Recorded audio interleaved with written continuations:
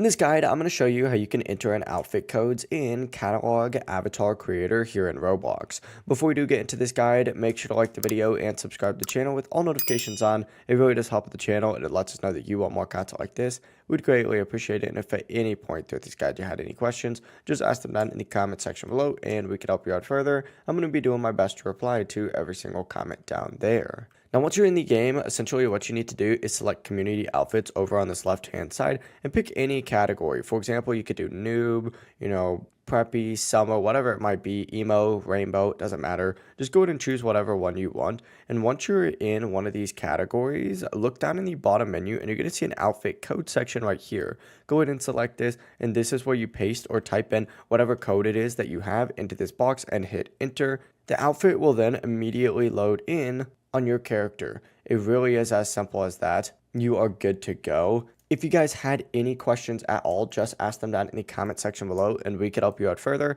I'm going to be doing my best to reply to every single comment down there. Before we do leave this guide, make sure to like the video and subscribe to the channel with all notifications on. It really does help us out and it lets us know that you want more content like this. We'd greatly appreciate it. Have a great rest of your day though. Peace.